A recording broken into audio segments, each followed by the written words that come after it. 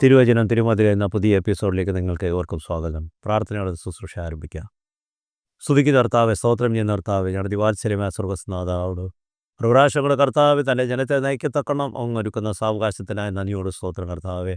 എൻ്റെ കൃപയുടെ സാന്നിധ്യം കർത്താവ് അടിയങ്ങളുടെ പേരുണ്ടായിരുന്ന കർത്താവെ, പ്രത്യേകിച്ച് കർത്താവ് വചനം ഏറ്റവും ലളിതമായി തൻ്റെ ജനത്തിന് എത്തിക്കുക മാത്രം കർത്താവ്. വചനം ഞങ്ങളുടെ ജീവിതങ്ങളെ ബലപ്പെടുത്തുവാൻ, ശക്തീകരിക്കാൻ, ആ വിശ്വാസത്തിൽ ഉറച്ചു നിന്ന് കർത്താവ് ഞങ്ങളുടെ ജീവിതത്തിൽ മുന്നേറുവാൻ ഞങ്ങളെ സഹായിക്കണം എന്ന് പ്രാർത്ഥിക്കുന്ന കർത്താവെ. വചനമായ അങ്ങയുടെ ദിവ്യമായ സാന്നിധ്യം ഞങ്ങളുടെ ജീവിതങ്ങളിൽ അനുഭവമാക്കുവാൻ ഇടയാക്കണമെന്ന് പ്രാർത്ഥിക്കുന്ന കർത്താവെ. കേൾക്കുന്ന മക്കളെ നിൻ്റെ കരങ്ങൾ സമർപ്പിക്കുന്നു. അതോടൊപ്പം കർത്താവെ, ഞങ്ങൾ കർത്താവെ അടിയനെ നിൻ്റെ കരങ്ങൾ സമർപ്പിക്കുന്ന കർത്താവെ, ഏറ്റവും ലളിതമായി ഈ വചനം എത്തിക്കുവാൻ എൻ്റെ ശബ്ദത്തോടോ വാക്കുകളോ വചസ്സോടോ കണ്ടത്തോടുകൂടെ ഉണ്ടായിരിക്കും. എൻ്റെ കൃപയും സാന്നിധ്യവും ഇന്നത്തെ ശുശ്രൂഷ അനുഗ്രഹിക്കണം. നീ സാക്ഷിത പിതാവോ കേൾക്കണമേ.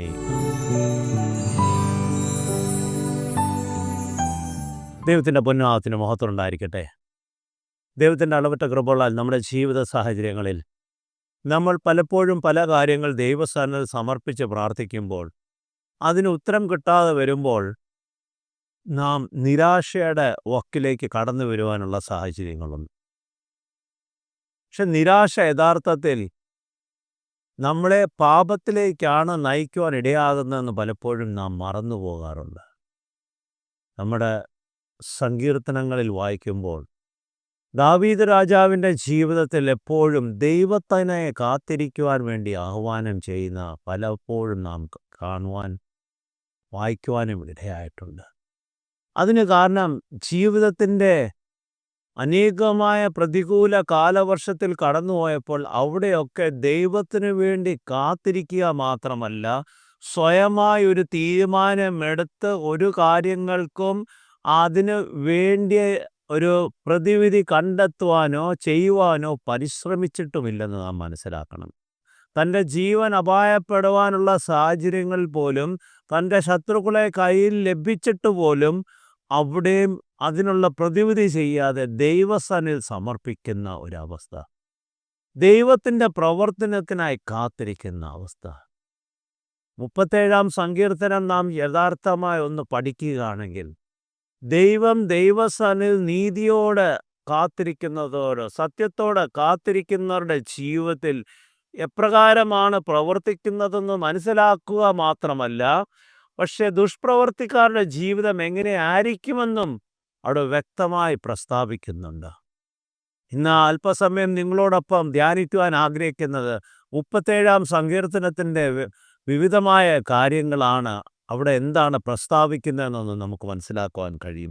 37-ാം സങ്കീർത്തനം 34-ാം വാക്യം വായിക്കുമ്പോൾ, യഹോവയ്ക്കായി കാത്തിരിക്കുക, യഹോവയ്ക്കായി കാത്തിരിക്കുക, അവന്റെ വഴി പ്രമാണിച്ചു നടക്കുക, അവന്റെ വഴി പ്രമാണിച്ച് നടക്കുക, എന്നാൽ ഭൂമിയെ അവകാശമാക്കുവാൻ അവൻ നിന്നെ ഉയർത്തും. ദുഷ്ടന്മാർ ഛേദിക്കപ്പെടുന്നത് നീ കാണും. യഹോവയ്ക്കായി കാത്തിരിക്കുമ്പോൾ കാത്തിരിക്കുക മാത്രമല്ല, അവൻ്റെ വഴി പ്രമാണിച്ച് നടക്കുകയും ചെയ്യുമ്പോൾ, എന്നാൽ ഭൂമിയെ അവകാശമാക്കുവാൻ അവൻ നിന്നെ ഉയർത്തും. ദുഷ്ടന്മാർ ഛേദിക്കപ്പെടുന്നത് നീ കാണും. ഇന്ന് നമ്മുടെ ജീവിതത്തിൻ്റെ പല കാര്യങ്ങൾ നാം ഒന്ന് ചിന്തിക്കുകയാണെങ്കിൽ, ഇപ്രകാരം സൗമ്യതയോടും അല്ലെങ്കിൽ സഹിഷ്ണുതയോടും ദൈവത്തിന് വേണ്ടി കാത്തിരിക്കുക എന്ന് പറയുന്നത് ഇച്ചിരി പ്രയാസമുള്ള കാര്യമാണ്.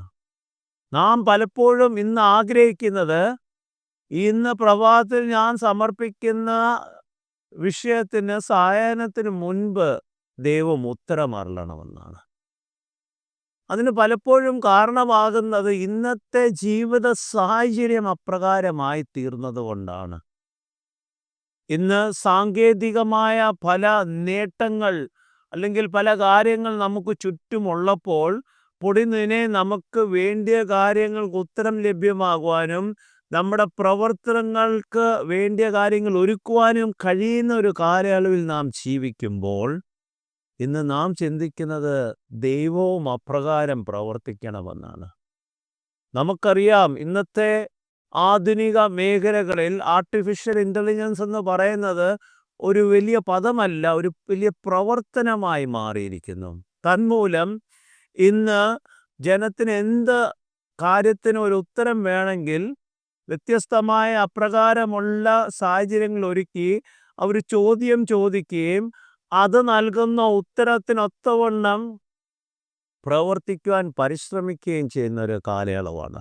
അപ്പോൾ ഇന്ന് പലപ്പോഴും നാം ആഗ്രഹിക്കുന്നത് ദൈവം അപ്രകാരം ഒരു AI എപ്രകാരമാണ് ഉത്തരം നൽകുന്നത് അപ്രകാരം ഒരു ഉത്തരം നൽകണമെന്നാണ് നാം ആഗ്രഹിക്കുന്നത്. പക്ഷേ ദൈവം AI പ്രവർത്തിക്കുന്ന പോലുള്ളൊരു ദൈവമല്ലെന്ന് നാം മനസ്സിലാക്കണം. AI ഒരു ഉത്തരം കടന്നു വരുമ്പോൾ അത് നമ്മുടെ ജീവിതത്തിൽ എങ്ങനെ ഭവിക്കുമെന്നോ അതിൻ്റെ പ്രതികൂലങ്ങളോ അത് നന്മയ്ക്കായിട്ടാണോ തിന്മയ്ക്കായിട്ടാണോ ഭവിക്കുന്നതെന്നൊന്നും അത് ചിന്തിക്കാറില്ല. നാം ചോദിക്കുന്ന കാര്യത്തിനുള്ള വ്യത്യസ്തമായ 3 4 ഉത്തരം നമുക്ക് ലഭ്യമാകും.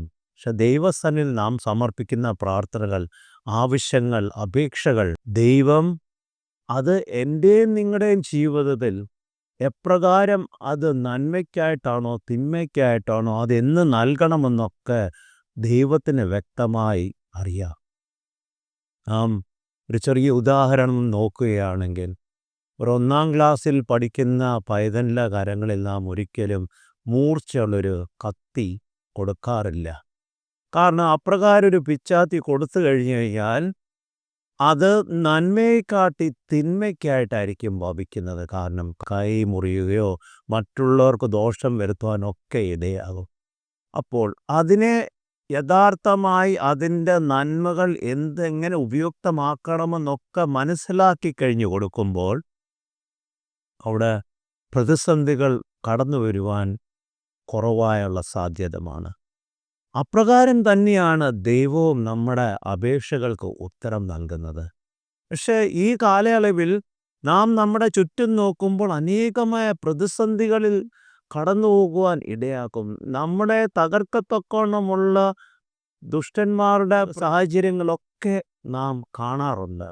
അതിനെപ്പറ്റി വ്യക്തമായി 37-ാം സങ്കീർത്തനം പറയുന്നുണ്ട്. 37-ാം സങ്കീർത്തനം 1 തൊട്ട് 4 വരെ വായിക്കുമ്പോൾ ദുഷ്പ്രവൃത്തിക്കാരുടെ നിമിത്തം നീ ഉത്കണ്ഠപ്പെടരുത്. ദുഷ്പ്രവർത്തിക്കാരുടെ നിമിത്തം നീ ഉത്കണ്ഠപ്പെടരുത്. നീതികേട് ചെയ്യുന്നവരോട് അസൂയപ്പെടുകയും അരുത്. നീതികേട് ചെയ്യുന്നവരോട് നീ അസൂയപ്പെടുകയും ചെയ്യരുത്. അവർ പുല്ലുപോലെ വേഗത്തിൽ ഉണങ്ങി അവർ പുല്ലുപോലെ വേഗത്തിൽ ഉണങ്ങി പച്ചച്ചെടി പോലെ വാടിപ്പോകുന്നു. പച്ചച്ചെടി പോലെ വാടിപ്പോകുന്നു. യഹോവയിൽ വിശ്വസിച്ച് നന്മ ചെയ്യുക.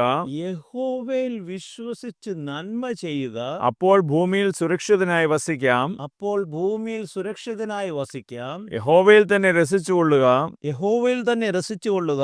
അവൻ നിന്റെ ഹൃദയത്തിലെ ആഗ്രഹങ്ങൾ നിനക്ക് തരും. അവൻ നിന്റെ ഹൃദയത്തിലെ ആഗ്രഹങ്ങൾ നിനക്ക് തരും.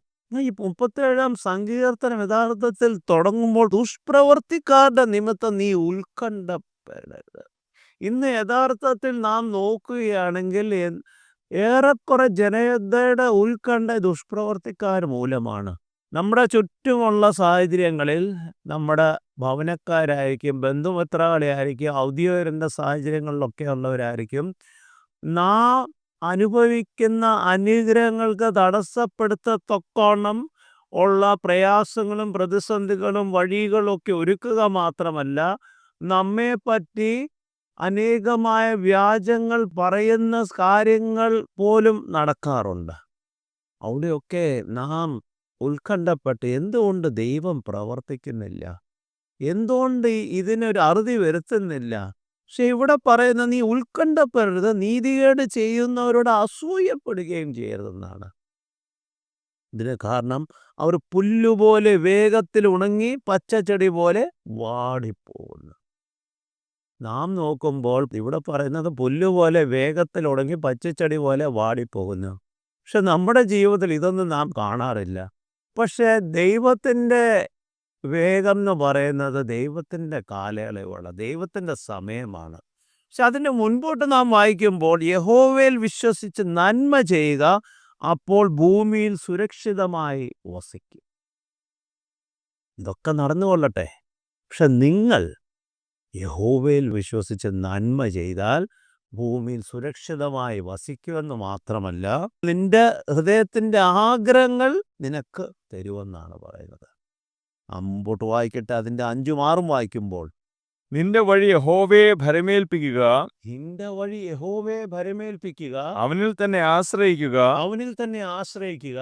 അവൻ അത് നിർവഹിക്കും. അവൻ അത് നിർവഹിക്കും. അവൻ നിന്റെ നീതി പ്രഭാതം പോലെയും അവന്റെ നീതി പ്രഭാതം പോലെയും നിന്റെ ന്യായം മധ്യാഹ്നം പോലെയും പ്രകാശിപ്പിക്കും. നിന്റെ മധ്യാഹ്നം പോലെയും പ്രകാശിപ്പിക്കും. എപ്പോഴാ? ഈ അസൂയക്കാരുടെയും ദുഷ്പ്രവൃത്തി ചെയ്യുന്നവരെ പറ്റി ഉത്കണ്ഠയും അസൂയയും ഒന്നുമില്ലാതെ നീതിയും നന്മയും ചെയ്തുള്ളൊരു ജീവിതം നയിക്കുമ്പോൾ അവിടെ പറയുന്നത് അവൻ്റെ നീതി പ്രഭാതം പോലെയും അവൻ്റെ ന്യായം മധ്യാഹ്നം പോലെയും പ്രകാശിക്കും. ദൈവസന്നിധിയിൽ നമ്മളെ തന്നെ സമർപ്പിച്ച് നമ്മുടെ എല്ലാ വഴികളും പരമേൽച്ച് അവനിൽ മാത്രം ആശ്രയിക്കുമ്പോൾ, ലോകത്തിലുള്ള ആശ്രയമല്ല. ഒരു പാട്ട്, ലോകത്തിലേക ആശ്രയം എൻ്റെ യേശു മാത്രം. അത് മാത്രമായിരിക്കണം എൻ്റെ ആശ്രയം.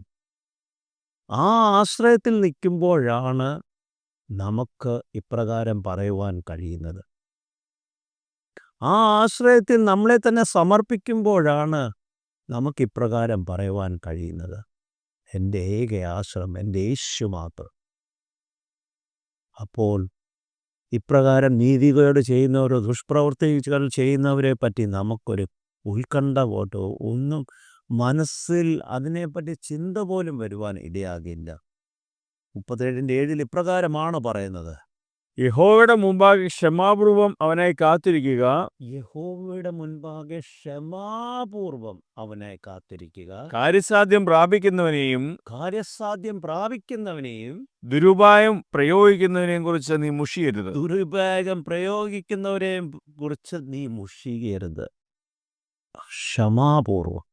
ഇന്നില്ലാത്തത് അത് തന്നെയല്ലേ നമ്മുടെയൊക്കെ ജീവിതത്തിൽ? ക്ഷമ. ഒന്നു പറഞ്ഞാൽ ആ നിമിഷം പ്രതികരിക്കണമെന്നാണ് നമ്മുടെയൊക്കെ ചിന്തകളിൽ വരുന്നത്. നമുക്കെതിരായി വരുന്ന ശബ്ദങ്ങളായാലും പ്രതിസന്ധികളായാലും പ്രവർത്തനങ്ങളായാലും അതിനെ എങ്ങനെ എതിർക്കണമെന്നാണ്, അല്ലെങ്കിൽ അതിനെ എങ്ങനെ തച്ചുടയ്ക്കണമെന്നാണ് നാം ആ നിമിഷത്തിൽ ചിന്തിക്കുന്നത്. അല്ലാതെ ക്ഷമാപൂർവം ദൈവത്തിനായി കാത്തിരിക്കാൻ കഴിയുന്നില്ല. ക്ഷമാപൂർവം ദൈവത്തിനായി കാത്തിരിക്കുക എന്ന് പറയുമ്പോൾ ഏത് സാഹചര്യവുമായി കൊള്ളട്ടെ, അവിടെ ഒന്നു മാത്രം, എൻ്റെ ദൈവം എന്നെ കൈവിടുകയില്ല. എൻ്റെ ദൈവത്തിൻ്റെ സന്നിധിയിൽ ഞാൻ നീതിയോടെ ജീവിക്കുമ്പോൾ ദൈവം എന്നെ സമാധാനത്തോടെ നിലനിർത്തത്തക്കോണം ഇടയാക്കുവാൻ കഴിയുമെന്നുള്ള ആ വിശ്വാസമാണ് നമുക്ക് വേണ്ടിയത്. അതിൻ്റെ മുമ്പോട്ട് വായിക്കുമ്പോൾ 8-10 വരെ വായിക്കുമ്പോൾ, കോപം കളഞ്ഞ് ക്രോധം ഉപേക്ഷിക്കുക. കോപം കളഞ്ഞ് ക്രോധം ഉപേക്ഷിക്കുക. മുഷിഞ്ഞു പോകരുത്. മുഷിഞ്ഞു പോകരുത്. അത് ദോഷത്തിന് കാരണമാകുകയുള്ളൂ. അത് ദോഷത്തിന് കാരണമാകുകയുള്ളൂ. ദുഷ്പ്രവൃത്തിക്കാർ ഛേദിക്കപ്പെടും. ദുഷ്പ്രവർത്തിക്കാർ ഛേദിക്കപ്പെടും. യഹോവയിൽ പ്രത്യാശിക്കുന്നവരോ യഹോവയിൽ പ്രത്യാശിക്കുന്നവരോ ഭൂമിയെ കൈവശമാക്കും. ഭൂമിയെ കൈവശമാക്കും. അല്പകാലം കഴിഞ്ഞാൽ ദുഷ്ടൻ ഇല്ല. അല്പകാലം കഴിഞ്ഞാൽ ദുഷ്ടൻ ഇല്ല. നീ അവന്റെ ഇടം സൂക്ഷിച്ചു നോക്കും. നീ അവന്റെ ഇടം സൂക്ഷിച്ചു നോക്കും. അവനെ കാണുകയില്ല. അവനെ കാണുകയില്ല. ഇത്ര മനോഹരമായിട്ടാണ് ദാവീദ് രാജാവ് ഇവിടെ ഈ സങ്കീർത്തനത്തിൽ കൂടെ യഹോവയെ കാത്തിരിക്കുന്നവരുടെ നന്മ മാത്രമല്ല, യഹോവയെ കാത്തിരിക്കുന്നവരുടെതിരെ പ്രവർത്തിക്കുന്ന തിന്മയേറിയ കരങ്ങളും പ്രവർത്തകരുടെയും ജീവിതം എങ്ങനെ ആയിരിക്കുമെന്നും പ്രസ്താവിക്കുന്നത്. നാം ആദ്യം വായിച്ചു, യഹോവയിൽ വിശ്വസിച്ച് നന്മ ചെയ്യുമ്പോൾ അവൻ ഭൂമിയെ സുരക്ഷിതനായി വസിക്കും. ഇവിടെ യഹോവയിൽ പ്രത്യാശിക്കുന്നവരെ ഭൂമിയെ കൈവശമാക്കും. ഇവിടെ സുരക്ഷിതമായി വസിക്കുമെന്ന് പറയുന്നത് 3-ാം വാക്യത്തിൽ, ഇവിടെ 9-ാം വാക്യത്തിൽ പ്രത്യാശിക്കുന്നവരെ ഭൂമിയെ കൈവശമാക്കും. യഹോവയിൽ പ്രത്യാശിക്കുന്നവർക്ക്, ജനത്തിലല്ല, ലോകത്തിലല്ല, യഹോവയിൽ പ്രത്യാശിക്കുന്നവർ. പക്ഷേ അവിടെ തന്നെ മറ്റൊരു കാര്യം പറയുന്നത്, ദുഷ്പ്രവർത്തിക്കാർ ഛേദിക്കപ്പെടും. അപ്പോൾ എൻ്റെ നിങ്ങളുടെ ജീവിതം എപ്രകാരമായി തീരണമെന്ന്, നമ്മളെതിരെ ഉയരുന്ന വാക്കുകളും പ്രവർത്തനങ്ങളും ദുഷ്പ്രവർത്തികൾക്കെതിരെ നാം പ്രതികരിക്കുകയോ അതോ ദൈവത്തിൻ്റെ പ്രവർത്തനത്തിനായി നാം കാത്തിരിക്കുകയോ ചെയ്യണം. സങ്കീർത്തനത്തിൽ ഇപ്രകാരം, നിങ്ങൾ മൗനമായിരിക്കുക, ഞാൻ നിങ്ങളുടെ ദൈവമെന്ന് അറിഞ്ഞുകൊള്ളുക എന്ന് പറയുന്ന വാക്യമത്. പക്ഷേ ഈ മൗനമായിരിക്കണമെങ്കിൽ നമുക്ക് ക്ഷമയുടെ ആവശ്യമുണ്ട്. ക്ഷമയല്ല, ദീർഘക്ഷമയുടെ ആവശ്യമുണ്ട്. നമ്മുടെ ചുറ്റും ഇപ്രകാരമുള്ള പ്രവർത്തനങ്ങൾ കടന്നു വരുമ്പോൾ നമുക്ക് ക്ഷമയില്ലാത്ത അവസ്ഥയാണ് പലപ്പോഴും. എങ്ങനെങ്കിലും ഇതിനൊരു ഉത്തരം കൊടുത്ത് ഇതെന്നേക്കുമായി ഒന്ന് മാറ്റിയെടുക്കാനുള്ള പരിശ്രമം. പക്ഷെ ഇവിടെ പറയുന്നത് അപ്രകാരമല്ല, ക്ഷമയിൽ കാത്തിരിക്കുക. പിന്നെ അല്പം കാലം കഴിഞ്ഞാൽ ദുഷ്ടനില്ല, നീ അവൻ്റെ ഇടം സൂക്ഷിച്ചു നോക്കും, അവനെ കാണുകയില്ലെന്നാണ്.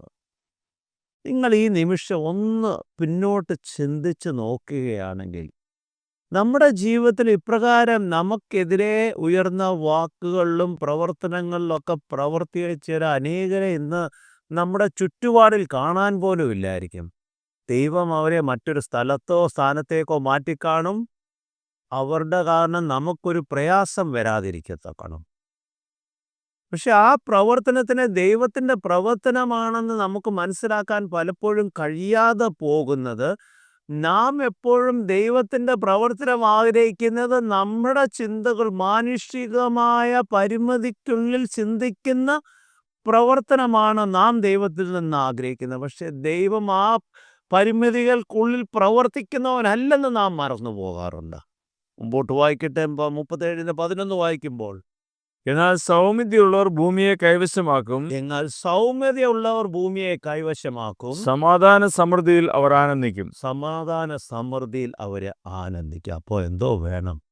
പ്രത്യാശിക്കണം, ദൈവസന്നദ്ധയിൽ നമ്മൾ നന്മ ചെയ്യണം. ഇവിടെ പറയുന്നത് സൗമ്യതയാണ്. സൗമ്യത എന്ന് പറയുന്നത് ഏറ്റവും മഹത്തായ ഒരു കാര്യമാണ് നമ്മുടെ ജീവിതത്തിൽ. സൗമ്യതയുണ്ടെങ്കിൽ ദീർഘക്ഷമ തനിയെ വരും.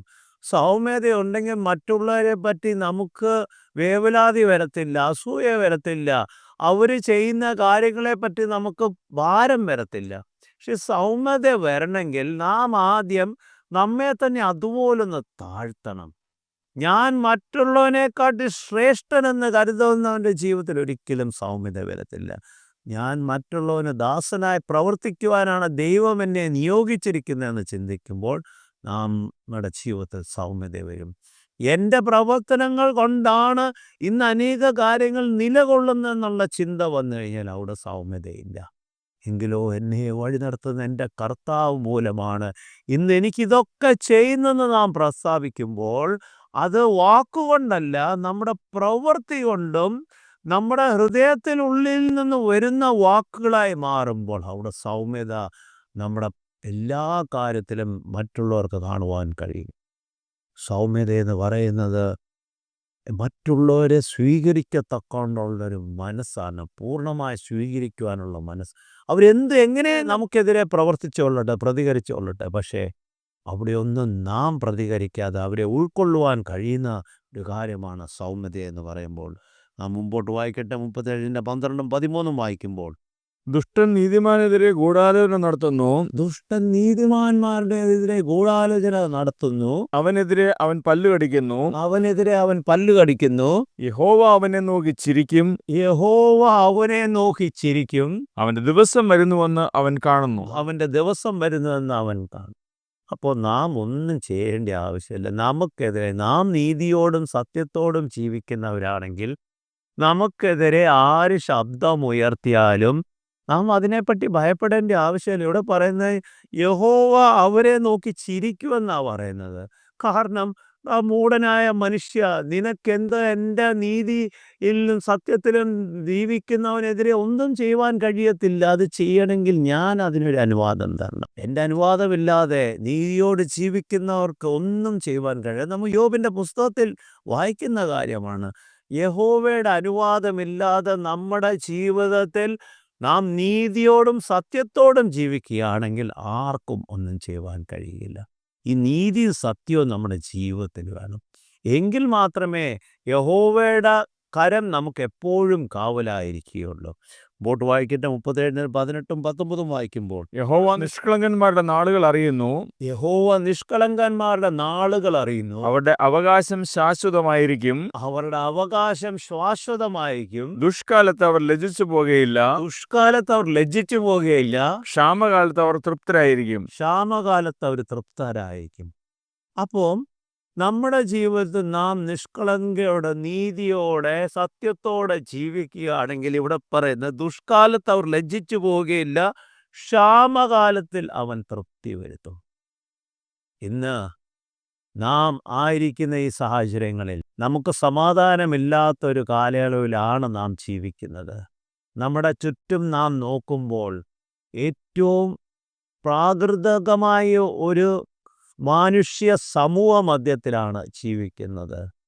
ബന്ധങ്ങൾക്ക് ഒരർത്ഥമില്ലാത്ത അവസ്ഥ, മാതാവും പിതാവും മക്കളും തമ്മിലുള്ള ബന്ധങ്ങൾക്കൊരർത്ഥമില്ലാത്ത അവസ്ഥ, ഭാര്യഭർത്ത ബന്ധങ്ങൾക്ക് ഒരർത്ഥമില്ലാത്ത അവസ്ഥ, എല്ലാം ഒരു ക്രയവിക്രയമായ ഒരു കാലയളവിൽ ജീവിക്കുമ്പോൾ അതിൻ്റെ മധ്യത്തിൽ എനിക്കും നിങ്ങൾക്കൊരു മാറ്റം വരുത്തുവാൻ കഴിയും.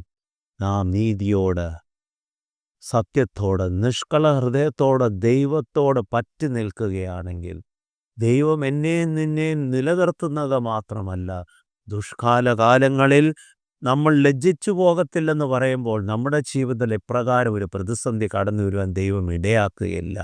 ക്ഷേമമായി നടത്തുന്ന ദൈവത്തിൻ്റെ കരം എൻ്റെയും നിങ്ങളുടെയും ജീവിതത്തിൽ വഴി നടത്തത്തക്കവണ്ണം ഇടയാക്കും.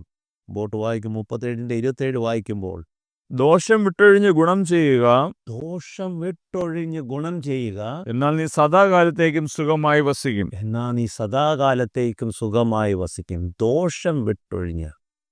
ദോഷം വിട്ടൊഴിയുക എന്ന് പറയുമ്പോൾ അവിടെ അന്നേരമേ നീതിയും സത്യവും നിഷ്കളങ്കതയും ഒക്കെ വരത്തുള്ളു.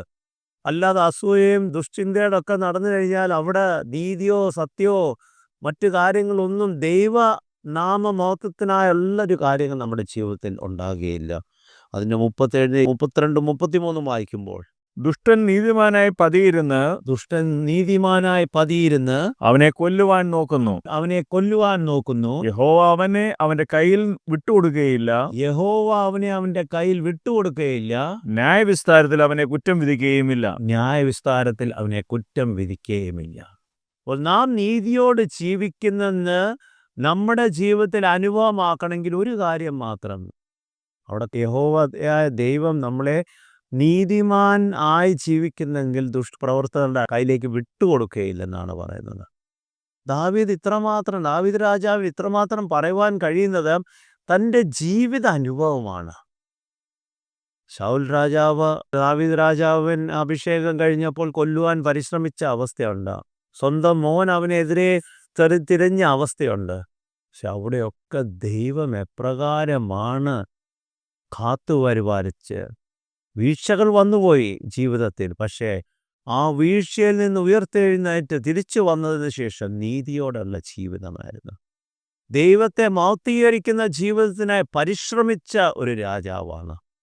അപ്പോൾ നമ്മുടെ ജീവിതത്തിൽ അപ്രകാരം ഒരു പരിശ്രമമുണ്ടോ? വീഴ്ചകൾ ഇല്ലാത്ത ഒരു മനുഷ്യനുമില്ല.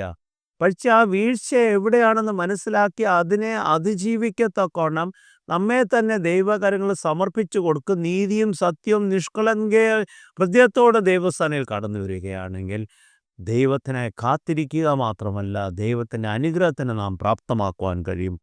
34 തൊട്ട് 36 വരെ വായിക്കുമ്പോൾ, യഹോവയ്ക്കായി കാത്തിരിക്കുക, അവന്റെ വഴി പ്രമാണിച്ച് നടക്കുക, എന്നാൽ ഭൂമിയെ അവകാശമാക്കുവാൻ അവൻ നിന്നെ ഉയർത്തും. ദുഷ്ടന്മാർ ഛേദിക്കപ്പെടുന്നത് നീ കാണും. മുമ്പോട്ട് വായിക്കുമ്പോൾ 35 വായിക്കുമ്പോൾ, ദുഷ്ടന്മാർ പ്രബലനായിരിക്കുന്നതും സ്വദേശികമായ പച്ചവൃക്ഷം പോലെ തഴയ്ക്കുന്നതും ഞാൻ കണ്ടിട്ടുണ്ട്. ഞാൻ പിന്നെ അതിലെ പോയപ്പോൾ അവനില്ല. ഞാൻ അന്വേഷിച്ചു, അവനെ കണ്ടതുമില്ല. നീ കേൾക്കുന്ന പ്രിയ സഹോദര സഹോദരി, ഇന്ന് ചിലപ്പോൾ നമ്മുടെ ജീവിത സാഹചര്യം ഇങ്ങനെയായിരിക്കും. അനേകമായ ദുഷ്പ്രവർത്തിക്കാർ മൂലം, അസൂയ ഉള്ളവർക്കാരും വേദനയുടെയും പ്രതിസന്ധികളുടെയും താഴ്വരയിലായിരിക്കും കടന്നത്. അവയൊക്കെ ഒന്ന് മറന്ന് നന്മ ചെയ്യാൻ പരിശ്രമിക്കുക, നീതിയോട് ജീവിക്കാൻ പരിശ്രമിക്കുക, ക്ഷമയോട് ദൈവത്തിനു വേണ്ടി കാത്തിരിക്കുവാൻ പരിശ്രമിക്കുക. ദൈവം നമുക്ക് വേണ്ടി പ്രവർത്തിക്കുക മാത്രമല്ല, ഈ ഭൂമിയെ അവകാശമാക്കുവാൻ, ഈ ഭൂമിയിൽ സമാധാനത്തോടെ ജീവിക്കുവാൻ ദൈവം നമുക്ക് വഴി നടത്തുവാൻ ഇടയാകും. ഇതുമാത്രമല്ല, നമുക്കെതിരെ പ്രവർത്തിച്ച ദുഷ്ട മനുഷ്യരെ കാണുകയില്ലെന്നാണ് ഇവിടെ ദാവീദ് രാജാവ് പ്രസ്താവിക്കുന്നത്. എങ്കിൽ അപ്രകാരം നമ്മളെ തന്നെ ഒന്ന് സമർപ്പിക്കാൻ, ദൈവമേ എൻ്റെ ജീവിതത്തിൽ വീഴ്ചകൾ വന്നുപോയിട്ടുണ്ട്, കുറവുകൾ വന്നുപോയിട്ടുണ്ടെങ്കിലോ അതിനൊരു മാറ്റം വരുത്തത്തക്കൊണ്ട് ഇടയാക്കാൻ വേണ്ടി നമ്മളെ കണ്ണുകളെ അടച്ച് പ്രാർത്ഥിക്കാം. സ്തുതിക്കുന്നു, സ്തോത്രം ചെയ്യുന്ന കർത്താവ് ദൈവമേ, ദുഷ്ടന്മാരുടെ പ്രവർത്തനം മൂലം, അസൂയ വ്യക്തികളുടെ പ്രതിസന്ധികൾ മൂലം ഇന്ന് ജീവിതം പലപ്പോഴും ഞങ്ങൾ വേദനയുടെ താഴ്വരയിൽ കടന്നു വന്ന അവസ്ഥയാണെങ്കിലോ നീതിയോടും സത്യത്തോടും നന്മ ചെയ്ത് പ്രവർത്തിക്കുമ്പോൾ ഞങ്ങളെ ഈ ഭൂമുഖത്ത് സന്തോഷത്തോടും സമാധാനത്തോടും ഈ ഭൂമുഖം കൈവശമാക്കത്തക്കണം നീ ഞങ്ങളെ ഉയർത്തുമെന്നാണ് പറയുന്നത് കർത്താവേ. അപ്രകാരം ഞങ്ങളെ തന്നെ ആക്കി തീർക്കുവാൻ, ദുഷ്പ്രവർത്തിക്കാരുടെ കടിയിൽ വീഴുവാനല്ല കർത്താവേ, എങ്കിലോ നീ അങ്ങയിൽ ആശ്രയിച്ച് കർത്താവേ പൂർണ്ണമായി അങ്ങയുടെ കാലത്തിൻ്റെ പ്രവർത്തനത്തിനായി സമർപ്പിച്ച് ജീവിപ്പാൻ നീ ഞങ്ങളെ സഹായിക്കണമെന്ന് ഞങ്ങളുടെ കുറവുകളും ഞങ്ങളുടെ ബലഹീനം ക്ഷമിച്ച് കർത്താവേ, ഞങ്ങളുടെ മഹത്വത്തിനൊത്തവണ്ണം ഞങ്ങളെ നിലനിർത്തിക്കൊള്ളണമെന്ന് പ്രാർത്ഥിക്കുന്നു. എല്ലാം ഞങ്ങളുടെ നാം മഹത്വത്തിനായി സഹായിക്കുകയും അനുഗ്രഹിക്കുകയും ചെയ്യണമെന്ന് യേശു സാക്ഷിക്കുന്നു. പിതാവ് കേൾക്കണമേ. ദൈവം നമ്മെ അനുഗ്രഹിക്കട്ടെ.